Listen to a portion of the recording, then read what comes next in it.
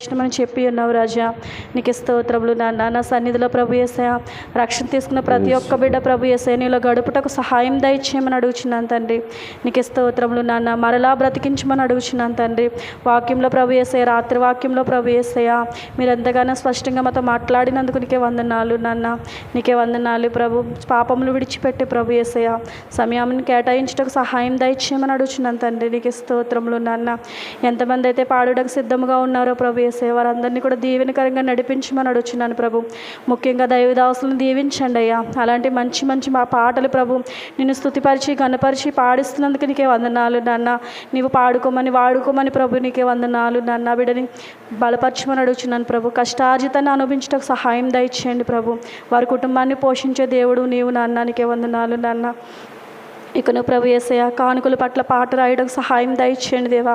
నీకే స్తోత్రములు నాన్న. అలాగే ఎన్నో పాటలు రాస్తున్నప్పటికీ ప్రభు యేసయ్య ప్రతి ఒక్కరు విని ప్రభు నీ నామాన్ని మహింపరచుటకు సహాయం దయచేయండి ప్రభు. వాక్యంలో శ్రద్ధ కలిగి ఉండటకు సహాయం దయచేయండి దేవా. నీకే స్తోత్రములు నాన్న.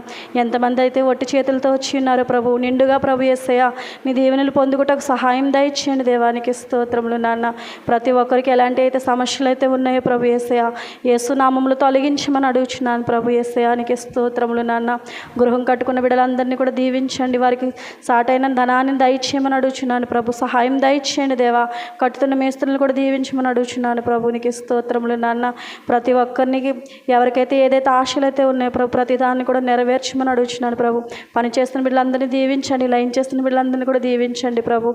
నేను ఏదైనా ప్రార్థనలు తప్పు పొరపాట్లు ఉంటే ప్రభు యేసయ్య క్షమించమని చిన్న ప్రార్థన నెత్తి ప్రార్థనయ్యా నీ పాదాల చెంతకు చేర్చుకోమని నజరేయుడైన యేసుక్రీస్తు పుణ్య పాదములు బట్టి మిక్కిలి బతిమాలి వేడుకుంటున్న నా పరమ తండ్రి. ఆమేన్. ఆమేన్. ఆమేన్. అందరూ కూర్చుందాం. అందరూ కూర్చోద్దాం.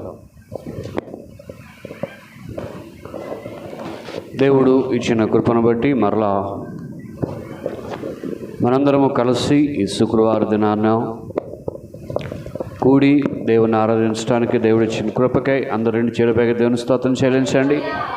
హల్లెలూయా. దేవుడి రాత్రికాల సమయంలో మనందరితో మాట్లాడును గాక. ఆమేన్. మరి శుక్రవారం భక్తులందరికీ వందనాలు. ఏ భక్తులు?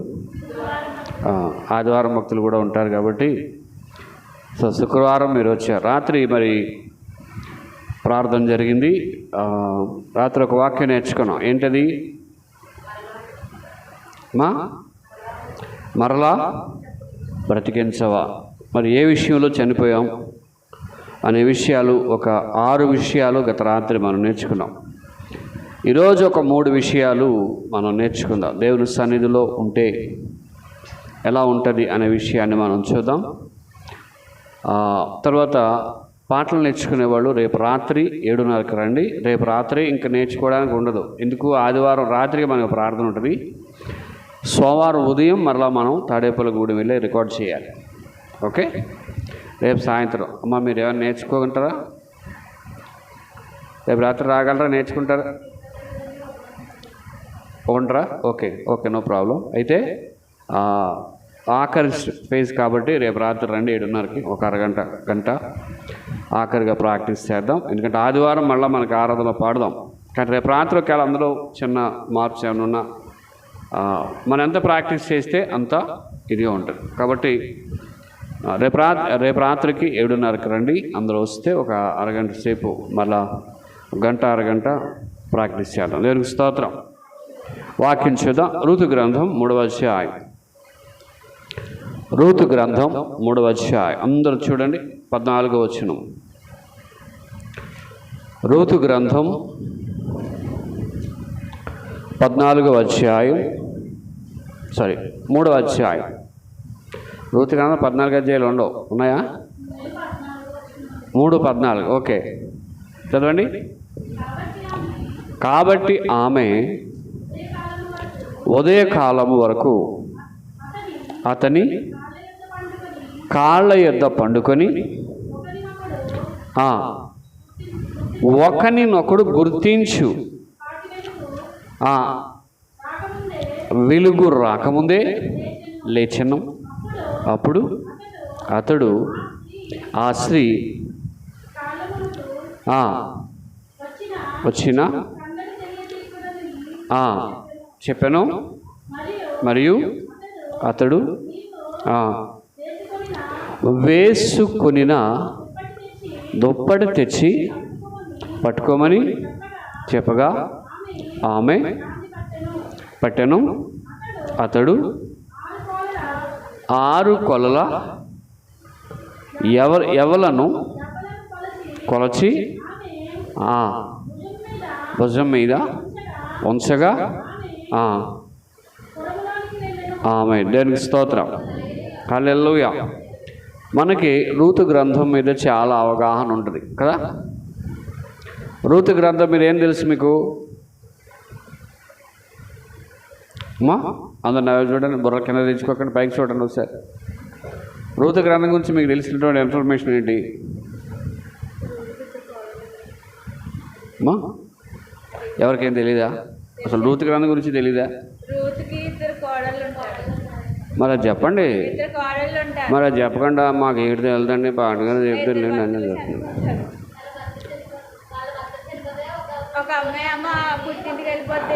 ఓకే, ఇంకా అంతే కదా స్టోరీ. పెళ్లి చేసుకుంటారు ఇంకా అంతేనా? రూతు గ్రంథం అనేది ఎందుకు రాయబడింది తెలుసా? యేసు ప్రభు వంశావళిలో రూతు పాత్ర కూడా ఉంది. అందుకని రూతు బోయాజు యాక్చువల్గా వంశ వృక్షం ఆదాము నుండి యేసు ప్రభు వరకు కూడా వంశ క్రమములో మనం చూస్తే బోయాజు కనిపిస్తాడు. రాహాబు దగ్గర నుంచి మనం ప్రారంభించి దావీదు దగ్గర నుంచి మనం ప్రారంభిస్తే ఒక సత్రములో యేసు ప్రభు వారు జన్మించారు. ఆ సత్రం దావీదు కట్టించినదని దాని చరిత్రకారులు బర్జిలై అనేటువంటి ఒక విషయాన్ని మీకు చెప్పాను. మీరు క్రిస్మస్లో నా సందేశం వింటే మీకు అర్థమవుతుంది. ఓకే, ఇష్టంతో నేను వెళ్ళను, కానీ ఊడాధ్యాయం మీరు చూస్తే 1వ వచనం, దినములందు కలుగగా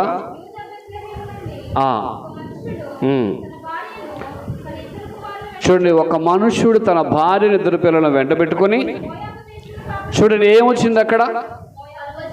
కరువు వచ్చింది. ఏమొచ్చింది? మనకు కూడా కరువు వస్తే కరువు ఉన్న ప్రాంతంలో ఉండరు, నీళ్ళు లేని ప్రదేశాలు ఉంటారు మీరు. ఇప్పుడున్న కోడళ్ళు ఎంత అదృష్టవంతులో తెలుసా?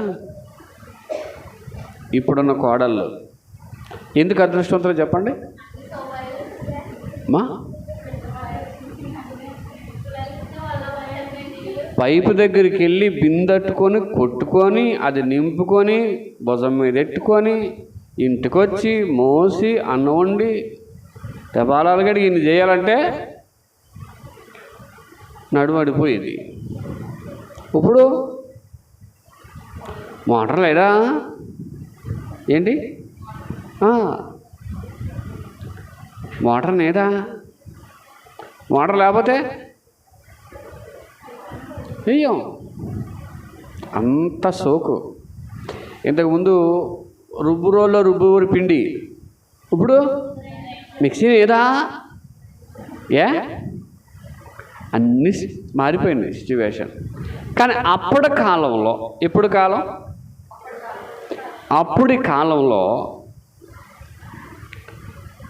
కరువు వచ్చింది. ఏమొచ్చింది?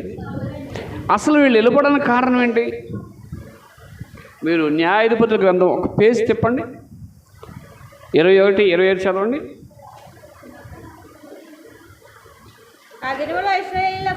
ఆ దినములలో ఇశ్రాయేలులకు ఎవరు లేరండి? రాజు లేడు. ప్రతివాడు ఎవడిష్టం వచ్చినట్టు ప్రవర్తిస్తున్నాడండి. ఎవడిష్టం వచ్చినట్టు వాడు ప్రవర్తిస్తున్నాడు. వీళ్ళు ఎక్కడికి వెళ్ళారు? కరువు వచ్చినప్పుడు మోయాబు దేశానికి వెళ్ళిపోయారు. ఎక్కడ? వీళ్ళు ఎక్కడ ఉన్నారంటే బెత్లెహేము నుండి ఎక్కడికి వెళ్ళారు? బెత్లెహేము అంటే అర్థమేంటి తెలుసా? రొట్టెల ఇల్లు. చెప్పండి. యేసుప్రభువారు కూడా ఎక్కడ పుట్టారు అమ్మా? యోధా బెత్లెహేమా. క్రిస్మస్ ప్రసంగంలోకి వెళ్ళిపోతాం మనం కదా. యోధా ప్రధానంలో నీవు ఎంత మాత్రం అల్పమైన దానవు కావు. ఈ బెత్లెహేము రొట్టెలీలు దేవుడు ఆశ్రయించిన ప్రదేశం. అయితే ఇంత గొప్పగా ఉండేవాడు వారు పక్క ఊరు వెళ్ళి లేదా పక్క దేశం వెళ్ళి మోయాబు వెళ్ళిపోయి మేము ఏదో సంపాదించుకోవాలని చెప్పి అక్కడ బాగా దొరుకుద్దని చెప్పి వెళ్ళారు. వెళితే భర్త చనిపోయాడు, 2 కుమారులు కూడా.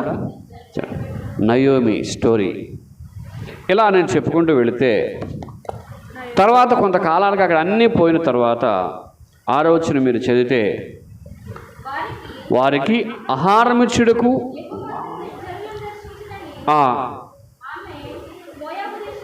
చూడండి ఆమె ఎక్కడ విన్నది? మోయాబు దేశంలోకి విన్నది. దేవుడు ఆహారం ఇచ్చుటకై మరలా వారిని దర్శించను. దేవునికి స్తోత్రం. మన దేవుడు ఎటువంటి దేవుడు తెలుసా? ఆహారం లేనప్పుడు, ఇబ్బందులు ఉన్నప్పుడు దర్శించేటువంటి దేవుడు. ఈరోజు చాలా దేశాలకి క్రైస్తవ దేశాలు సపోర్ట్ చేస్తున్నాయి కాబట్టి ఆహారం ఉంది. దేవుని ప్రేమతో వాళ్ళందరూ ఏం చేస్తున్నారంటే ఆయా దేశాలకి ఆహారాన్ని పంపిస్తున్నారు. దేవునికి స్తోత్రం. అయితే ఆ తర్వాత అక్కడ జరిగిన స్టోరీ ఏంటంటే మరలా ఈమె మోయాబు నుంచి ఎక్కడికి వచ్చేయాలనుకుంది? బెత్లెహేముకి వచ్చేయాలనుకుంది.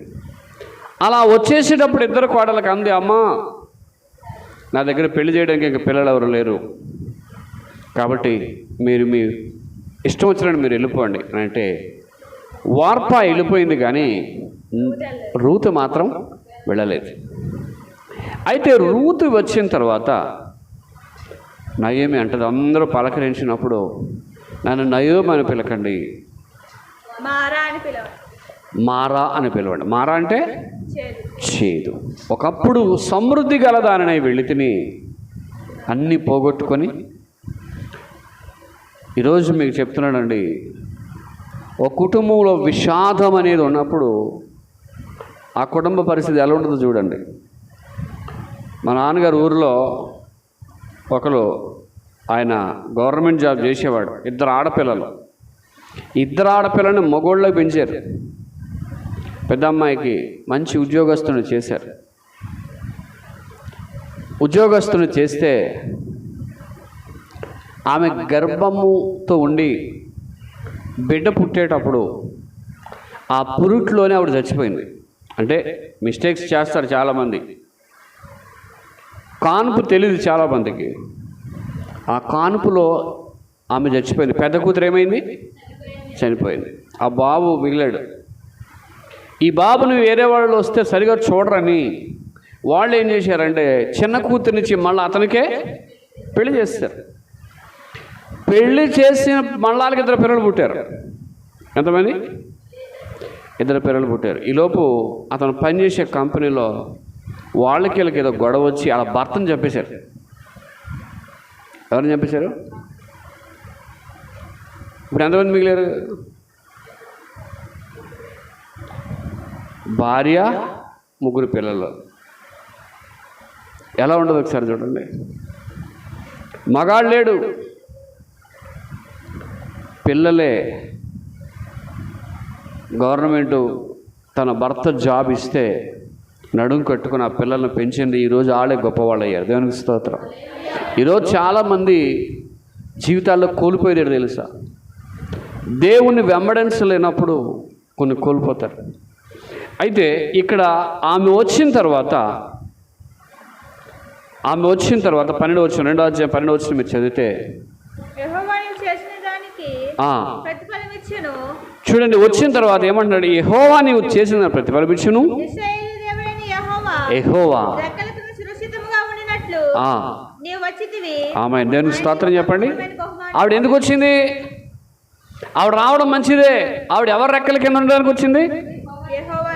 ఆమె దేవునికి స్తోత్రం. హల్లెలూయా అని అంటూ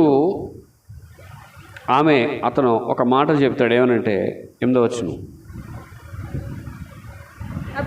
బోయజు ఋతుతో నా కుమారి నా మాట వినుము. నా మాట వినుము. వేరొక పొలములో ఏరుకొనుటకు పోవద్దు. ఎక్కడికి వెళ్ళొద్దు అన్నాడండి? వేరొక పొలములో. చెప్పండి. వేరొక పొలంలోకి వెళ్ళొద్దు. పొలాలు చాలా ఉంటాయి. ఏ పొలంలో పెడతా పొలంలోకి వెళ్ళకూడదు. అప్పుడు మీకు పొలం ఉందనుకోండి, ఇప్పుడు కోతల సీజను, మీరు కోసుకోకుండా నేను వచ్చి కోసేస్తే ఏమంటారు? అమ్మా పశు నువ్వెవడురా, మా దాంట్లో కూడా నువ్వెవడు అసలా అని పెద్ద గొడవకు వచ్చేస్తాడు. వేరొక పొలంలోకి ఏరుకొని వెళ్ళవద్దు. 9వ వచనం. కనిపెట్టి వెంబడించుము, నేను ముట్టకూడదని. చూడండి, ఇక్కడ ఇలా చెప్పుకుంటూ పోతే ఆఖరికి నయోమి రూతుతో ఏం చెప్పిందంటే 20వ వచనం. ఇది చెప్పి మన వాక్యంలోకి వెళ్దాం. నయోమి బ్రతికిన వారికి చచ్చిన వారికి ఉపకారము చేయుట మానవి. చదువమ్మా. ఇతడు యెహోవా చేత ఆశీర్వదింపబడును గాక అని తన కోడలితో అనెను. మరియు నయోమి ఆ మనుష్యుడు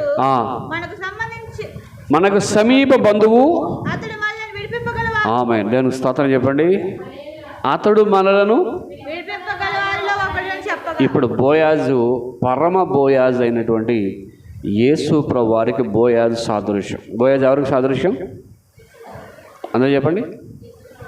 దేవుని స్తోత్రం చెప్పండి. వింటారమ్మా? నేను చెప్పేది వింటున్నారా? కథ చెప్పినట్టు ఉందా మా? వింటున్నారా? బోయాజు ఎవరికి సాదృశ్యం? పరమ బోయాజు ఎవరు? యేసు ప్రభు. పరమ బోయాజు ఎవరు? బోయాజు మనిషే, కానీ సాదృశ్యము. అతడు మనలను విడిపించగలడు. యేసు ప్రభు వారు కూడా ఎందుకు వచ్చాడు భూమి మీదకి? మనలను విడిపించడానికి. అయితే దేవుడు మనల్ని విడిపిస్తాడు. మనం ఎలా ఉండాలి? 23వ వచనం. కాబట్టి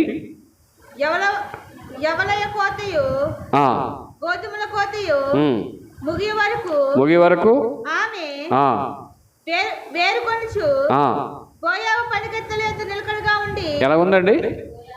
దేవుడిని ఆస్వాదించి విడిపించాలంటే దేవుని దగ్గర నిలకడగా ఉండాలి. ఎలా ఉండాలి? చాలామంది దేవుడి దగ్గర నిలకడ ఉండదు.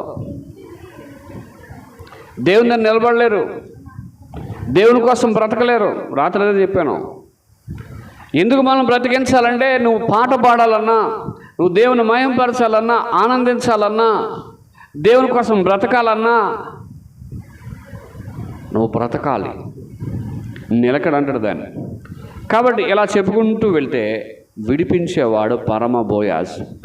అయితే రూత్ ఏం చేసిందంటే 3వ అధ్యాయం 14వ వచనం. కాబట్టి ఆమె కాళ్ళ యొద్ద మొట్టమొదటిగా ఈమె చేస్తున్నటువంటి పని ఏంటంటే, చాలాసార్లు రాయబడి ఉంటుంది, ఆమె అతని కాళ్ళ యొద్ద ఉండెను. ఎక్కడ ఉందండి? కాళ్ళకి ఇంకో పదం ఏంటి? పాదములు. ఎవరి దగ్గర ఉంది? మీరు 8వ వచనంలో కూడా 3:8లో కూడా ఉంటుంది. మధ్యరాత్రి యందు ఆ స్త్రీ, ఒక స్త్రీ అతని కాళ్ళ యొద్ద. ఇప్పుడు ఇది పాయింట్ మనకేంటంటే, ఇది శుక్రవారం ఆరాధన కాబట్టి బోయాజు ఎవరికి? పరమ బోయాజు ఎవరికి సాదృశ్యం అని చెప్పాను? మొట్టమొదటిగా మనం ఎక్కడ ఉండాలని అంటే, పరమ బోయాజు అయినటువంటి క్రీస్తు పాదాల దగ్గర మనము ఉండాలి. దేవునికి స్తోత్రం చెప్పండి. ఎక్కడ ఉండాలి చెప్పండి? 2 చేతులు పైకి చెప్పండి. హల్లెలూయా, హల్లెలూయా. మీరు నేర్చుకోవాల్సిన సత్యం ఈ రాత్రి ఏంటంటే, మీరు ఎవరి పాదాల యొద్ద ఉండాలి? యేసు ప్రభు యొక్క, దేవుని యొక్క పాదాల దగ్గర ఉండాలి. బైబిల్లో మార్తా మరియల స్టోరీ మనకు తెలుసా? మార్త ఎక్కడుంది, మరి ఎక్కడ ఉంది? విస్తారమైన పని.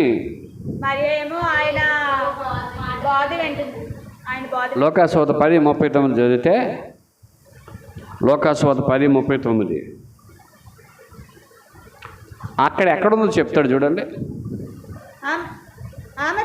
ఆమెకు ఉండెను కూర్చుని ఆయన బోధ వినుచుండెను. ఎక్కడండి? మీరు రోజు ఎక్కడ కూర్చోవాలి అమ్మా? కూర్చుందును నీ సన్నిధిలో. దేవా ప్రతి క్షణం మళ్ళీ పాడండి.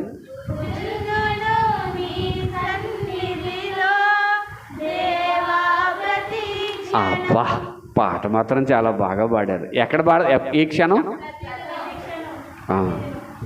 గుండె మీద చేసుకుని చెప్ప. ప్రతి క్షణం మీరు దేవునితో ఉంటున్నారా? దేవుని సన్నిధిలో కూర్చుంటున్నారా? దేవుణ్ణి స్తుతించుడి.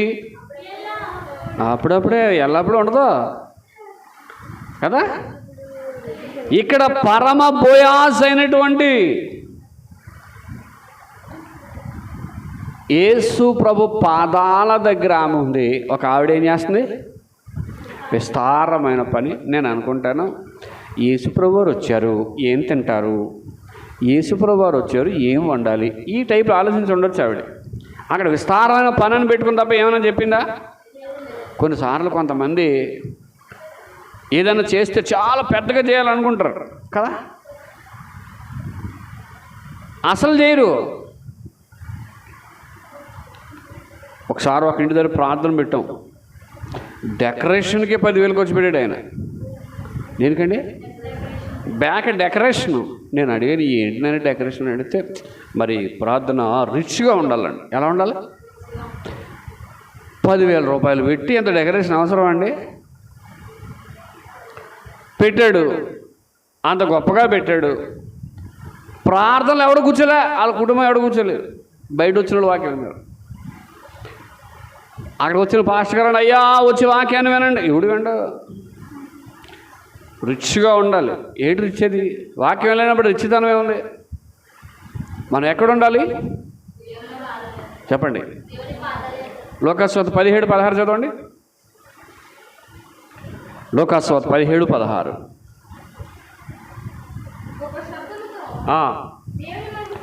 మాయంపరచుచు తిరిగి వచ్చి చెల్లించుచు ఆయన పాదముల యొద్ద. బా, సాగిలపడ్డం అంటే బా, అది అలా పాదాల యొద్దుండి సాష్టాంగపడి, ప్రభువా. బైబిల్లో దానియేలు భక్తుడు ఉన్నాడు, తెలుసా? ఎవరు? 70 సంవత్సరాలు ప్రార్థన చేశాడంట. ఎన్ని సంవత్సరాలు? మీరు నా వైపు చూడండి. మీరు ఎన్ని సంవత్సరాల నుంచి ప్రార్థన చేస్తున్నారు ఒక విషయం, ఏదైనా విషయం గురించి? మనం ఒక నెల రోజులు 2 నెలల కంటే ఎక్కువ ప్రార్థన చెయ్యం. ఆయన ఎన్ని సంవత్సరాలు ప్రార్థన చేస్తున్నాడు? 70 సంవత్సరాలు ఒకే అంశం గురించి ప్రార్థన చేస్తున్నాడు. ఎంత భక్తుండి ప్రార్థన చేస్తుంటాడు ఆలోచించండి. 70 సంవత్సరాలు దేవుని పాదాల దగ్గర ఉంచి ప్రార్థన చేస్తున్నాడు. దేవునికి స్తోత్రం, హల్లెలూయా. ఈరోజు బోయాజు పాదాల దగ్గర రూతు ఉంది. దేవునికి స్తోత్రం. మనం ఎక్కడ ఉండాలి? వాడబాటారు కదా మీరు. అనుక్షణమా అనుదినమా? అనుక్షణం అంటే క్షణం అంటే ఎంతసేపు? క్షణం అంటే అనుక్షణం. ఆ పాట రాసిన ఎవరికైనా హ్యాట్సాప్ చెప్పాలి. కొన్ని పాటలు మనం పాడేస్తాం కానండి, ఆ పాట యొక్క అర్థాన్ని తెలుసుకోవాలి. అంతేనండి. నేను ఎక్కడ ఉండాలి చెప్పండి? నేను ఇది మధ్యాహ్నం ధ్యానం చేస్తున్నప్పుడు నాకు అనిపించింది, నాకు ఒక పాట వచ్చింది. మందిరమే నీదు నివాసం, మందిరమే నీదు నివాసం. మందిరం ఎవరి నివాసం? ఆయన పాదాల యొద్ద ఉంటే అది ఎవరి నివాసం? దేవుని నివాసం. అది నువ్వు ఎక్కడ ఉండాలి చెప్పండి? ఒకటో కీర్తన చెప్పండి.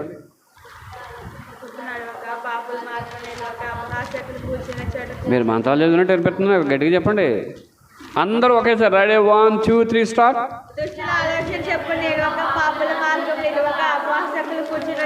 అపహాసకులు అంటే అర్థం ఏంటి? ఎక్కడ జబర్దస్త్ ఉందో అక్కడ కూర్చోకండి. ఎక్కడ పనికిమాల మాట్లాడినట్టు కూర్చోవద్దండి, దాని అర్థం అది. ఆస్తిగాళ్ళు ఎక్కువ ఉంటారు. మనకు జోకులు వేసేవాడు అంటే అబ్బా బాగా చెప్తున్నాడు అంటాం. ఈరోజు నవ్వుతారు, తర్వాత ఏముండదు. వాళ్ళ నటించి మిమ్మల్ని నవ్విస్తున్నారు. నిజమైన నవ్వు ఉందా వాళ్ళకి? అమ్మా నేను చాలాసార్లు చెప్తాను, స్క్రీన్ మీద ఫ్యాన్సే, ఆ రియల్గా హీరో కాదు. మీరు హీరో అనుకుంటాడంతే. నేను చాలాసార్లు చెప్పాను. కాబట్టి మీరు ఎక్కడ ఉండాలి? దేవుని పాదాల చెంత ఉండాలి. ఆమె పాదాల చెంత ఎంతవరకు ఉంది? రెండోది 14 వచ్చిన ఉదయం వరకు అతని కాలు ఎత్తి పండుకొని. ఉదయం వరకు అతని కాలు ఎత్తి పండుకొని. దేవునికి స్తోత్రం చెప్పండి. మీరు ప్రార్థన అనేది దేవుని పాదాల దగ్గర ఎంతవరకు ఉండాలి? మళ్ళీ చదవండి, వచ్చిన 14 వచ్చిన. రాత్రి నుంచి ఉదయం వరకు పడుకుంది. ఉదయం వరకు కాలేదో పండుకొని ఒకడునొకడు గుర్తించు పాటి వెలుగు రాకముందే. అంటే అర్థం ఏంటంటే, చాలామంది అంటారు వెలుగు వచ్చేసింది అంటారు. ఎప్పుడు? తెల్ల వెలుగు వచ్చేసిందండి అంటారు మన భాష. ఒకడునొకడు గుర్తించు పాటి వెలుగంటే చీకట్లో ఏమన్నా గుర్తించలేము. నాలోటు అనేది అసలు గుర్తించలేము, ఎందుకంటే కలర్లో కలిసిపోతాం మనం కదా. ఇప్పుడు వెలుగు వస్తే వెలుగుతో పాటగారు వచ్చాడు రోయ్, ప్యాటర్న్ చేయడానికి వచ్చాడు రోయ్. ఇప్పుడు వెలుగులో, లేకపోతే టార్చ్ లైట్ వేసుకోనో లేకపోతే రావాలి. ఇప్పుడు ఇక్కడ నా పాయింట్ ఏంటంటే, వెలుగు వచ్చేంత వరకు రాత్రి అంతా ఎవరి పాదాలు ఎద్దుంది? రోమిలకు రాసిన పత్రిక మనం చూస్తే 13-12 ఒకసారి చూడండి. ఎందుకు రాత్రి అక్కడ ఉంది అని ఆలోచిస్తే 13-12 రాత్రి చాలా గడిచి పగలు సమీపంగా ఉన్నది కనుక. ఏముందండి? రాత్రి చాలా ఎందుకు గడిచి, ఇంకా పగలు సమీపంగా ఉన్నది కనుక. ఏమర్థమైంది మీకు? రాత్రి సమయం అయిపోతుంది, పగలు వస్తుంది అంటే యేసు ప్రభు రాకడ వస్తుంది. రాత్రిలో ఉన్నాం మనం. ఎక్కడున్నాం చెప్పండి? రాత్రిలో ఉన్నామని చెప్పడానికి కొన్ని ఉదాహరణలు చెప్తాను మీకు. సినిమా ఎక్కడేస్తాడు? థియేటర్లో. బలి చెప్పారు అమ్మా. వెలుగులు వేస్తాడు, చీకట్లు వేస్తాడా అమ్మా? వెలుగులు వేయడా? అది అందులోనే గుద్దులాట, అందులోనే ముద్దులాట, అన్నీ అందులోనే ఉంటాయి. ఎక్కడది? చీకటి. పాపం కూడా ఎప్పుడు చేస్తారు? చీకటే. ఆఖరికి మందు తాగేవాడు ఎక్కడ తాగుతారు? ఒకసారి ఒక మాంగారు అల్లుడట ఒకే రెస్టారెంట్కి వెళ్ళారంట. అలా ఆవిడ ఫోన్ చేసిందండి, ఎక్కడ ఉన్నారండి? పలానా రెస్టారెంట్లో ఉన్నాను. ఏమన్నా నాన్న ఫోన్ చేస్తాను, డాడీ ఎక్కడ? పలానా రెస్టారెంట్.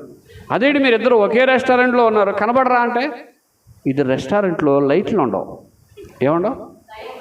మీరు కొన్ని రెస్టారెంట్లకు వెళ్తే, కొన్ని హోటల్స్కి వెళ్తే చిన్న లైట్ ఉంటుంది. ఏ లైటు? ఒకటి కాపాడదు అందులో. నేను వైజాగ్లో రాజదర్బార్ అని ఒక మంచి హోటల్ ఉండేది, కాంప్లెక్స్ ఎదుర. నేను వైజాగ్లో ఉన్నప్పుడు అందరు చెప్పేవారు రాజదర్బార్ చాలా బాగుంటుంది, రాజదర్బార్లో భోజనం చాలా బాగుంటుంది, మరి బిర్యానీ కానీ చాలా బాగుంటుందని చెప్తే ఒకసారి వెళ్ళాను. వెళితే ఆ లోపలికి వెళ్ళి అంత చీకటే. ఊరు లైట్ లేరు అన్నాడు. ఇక్కడ లైట్ లేరు అన్నాడు. ఏ అని అడిగితే ఇది ఒక మోడల్ అన్నాడు. చీకట్లు ఎట్లా తినాలి అమ్మా? చీకట్లు ఎట్లా తినాలి? అప్పుడు స్పెషల్గా నేను లైట్ వేయించుకున్నాను. ఒక్క 10 నిమిషాలు వేసాడు, మళ్ళీ ఆపేసాడు. ఇవి కనపడిపోద్ది కదండి. అంటే అర్థం ఏంటంటే, మనం ఎక్కడ ఉన్నాం తెలుసా? రాత్రి అనే లోకంలో ఉన్నాం. ఒకరోజు యేసు ప్రభు వెలుగుగా ఈ భూమి మీదకి రాబోతున్నాడు. దేవునికి స్తోత్రం. యేసు ప్రభు వచ్చేంత వరకు మీరేం చేయాలి తెలుసా? ప్రార్థన చేస్తూనే ఉండాలి. దేవునికి స్తోత్రం. బైబిల్లో యాకోబు కూడా రాత్రంతా పెనుగులాడాడు కదా. ఆది కాండం మీరు చూస్తే 32-31 మీరు చూస్తే రాత్రంతా అతడు సాగిపోయినప్పుడు అంటే వెలుగు వచ్చింది. సూర్యోదయం అంటే ఎవరు వచ్చారు? యేసు ప్రభు సూర్యుడికి పోల్చబడ్డాడు. ఆయన నీతి సూర్యుడు, ఆయన వస్తూ ఉన్నాడు. ఒకరోజు యేసు ప్రభు రానన్నాడు కాబట్టి ఆ యొక్క వెలుగు కోసం మనం ఏం చేయాలి? మొట్టమొదటి పాదాల యొద్ద ఉంది. రెండోది వెలుగు వచ్చేంత వరకు కూడా నిరీక్షించింది. ఎందుకు నిరీక్షించిందో తెలుసా? బోయాజు మమ్మల్ని విడిపిస్తాడు, మమ్మల్ని ఆదుకుంటాడు, కరువులన్నీ కోల్పోయిన మాకు దేవుడు ఆహారం ఇస్తాడు అని చెప్పినప్పుడు 15వ వచనం, మరియు నీవు వేసుకున్న దుప్పటి, అసలు ఈ రాత్రి నా సబ్జెక్ట్ ఏంటంటే దీవెన దుప్పటి. ఏంటి చెప్పండి? దీవెన దుప్పటి. ఈమె వచ్చినప్పుడు ఒక దుప్పటి తెచ్చుకుంది. ఏం తెచ్చుకుంది? బైబిల్లో దుప్పటి మీద చాలా ప్రసంగాలు ఉన్నాయి. ఈ దుప్పటి తెచ్చుకున్న తర్వాత బోయాజ్ అంటున్నాడు, అమ్మా నువ్వు దుప్పటి తెచ్చుకున్నావు కదా, చెప్పగా పట్టాను. 6 కొలలు. ఎవలంటే మీకు చాలాసార్లు చెప్పాను. ఎవలంటే ఏంటి? జ్వరం వచ్చినట్టు తాగుతారు. ఏంటిది? అది బార్లీ గింజల్ని ఎవలంటారు. మరి అప్పట్లో ఏం తెలీదు. ఎవలు దంచి జొన్న రొట్టెలాగా చేసుకుని తినేవారు. ఇప్పుడు జొన్న రొట్టె, ఇప్పుడు ఎవడు తిందురు అంటారు. అప్పట్లో దారికి ఉన్న కారణం ఏంటి? నేను హైదరాబాద్ ఉన్నప్పుడు జొన్న రొట్టె పెట్టారు ఒకసారి. జొన్న రొట్టె ఎప్పుడైనా తిన్నారా? జొన్న రొట్టె అది వేడిగా ఉన్నప్పుడు తింటే పర్వాలా. అది మీరు చూడండి, జీడులో చూసారా? అసలు లాగలేరు. నేను హైదరాబాద్లో ఏం చేశానంటే వేడిగా ఉన్నప్పుడు తిన్నాను. ఆ తర్వాత గట్టిగా అయిపోతే నానబెట్టుకుని తిన్నాను. నేను పప్పు ఉంటుంది కదా, పప్పు ఇస్తాడు. ఆ పప్పులో నానబెట్టుకుని తిన్నాను. ఎందుకు? గట్టిగా అయిపోయింది. ఎవరు అప్పములు చేసి అంటాడు, అంటే రొట్టె చేసి. ఎన్ని కొలలు ఇచ్చాడు? 6 కొలలు. ఆమె దేవునికి స్తోత్రం. 6 మానవుని సంఖ్య. దేవుడు ఒక మనిషికి దేవుడి దగ్గర బ్రతికితే ఈ లోకానుసారంగా నీకు ఆహారము ఏది కావాలో దేవుడు సమృద్ధిగా దయచేయవాడు. దేవునికి స్తోత్రం. ఆమె ఏం చేశాడు తెలుసా? ఆ దుప్పటి తెస్తే ఆ దుప్పట్లో కొలిచి చేశాడు. ఇచ్చేసిన తర్వాత ఏం చేశాడు? భారం భుజం మీద ఏంటి? అవి భారం భుజం మీద పెట్టి వెళ్ళిపో అని. దేవునికి స్తోత్రం. ఇంకా మంచి మాట ఉండదు చూడండి అక్కడ. వచ్చినప్పుడు 17 వచ్చింది చదవండి. నీవు వట్టి చేతులతో, ఆమె దేవునికి స్తోత్రం చెప్పండి. మన దేవుడు వట్టి చేతులతో పంపే దేవుడు, ఉంచే దేవుడు కాదు. దేవునికి స్తోత్రం. నీ చేతిని ఆశీర్వదించగలిగిన వాడు, నీ చేతిని దీవించి వట్టి చేతులతో దేవుడు ఎప్పుడు నిన్ను పోనివ్వడు. దేవునికి స్తోత్రం. హల్లెలూయా. చదవండి ఇప్పుడు. భుజం మీద నుంచి ఆమె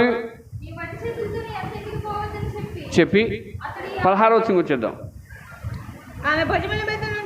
నుంచగా ఎక్కడికండి?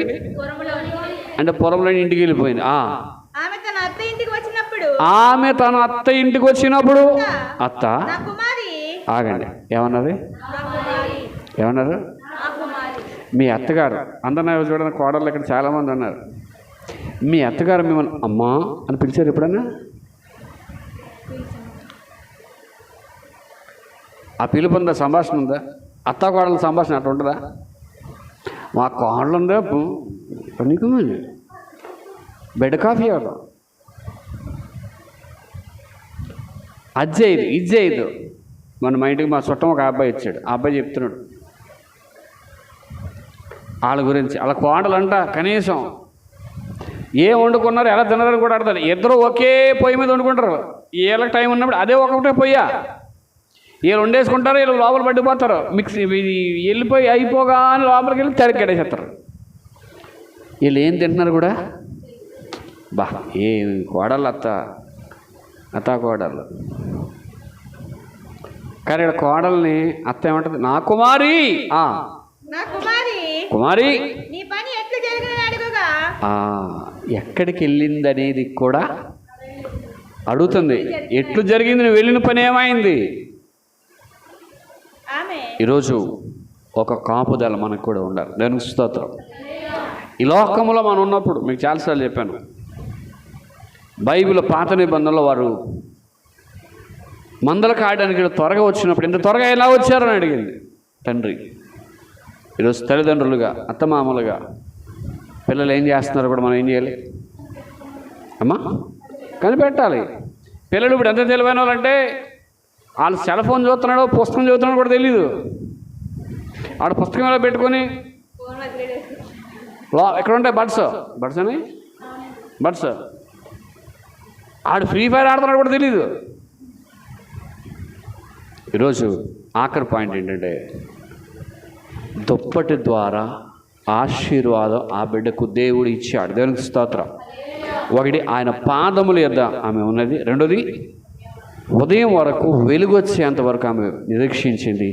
దేవుడు ఆమెను ఆశీర్వదించాడు. దేవునికి స్తోత్రం. ఈ రాత్రి మీరు కూడా దేవుని యొక్క పాదాల దగ్గర ఉంటే, ఉదయం వరకు మీరు నిరీక్షించగలిగితే దేవుడు ఒక దినాన సమృద్ధి అయిన ఆహారమును దేవుడు ఇవ్వబోతున్నాడు. ఆమేన్. అటు రీతిగా దేవుడు మీ అందరిని దీవించి ఆశీర్వదించునుగాక. ఆమేన్. అందరూ మోకరించిన ప్రార్థన చేసుకుందాం.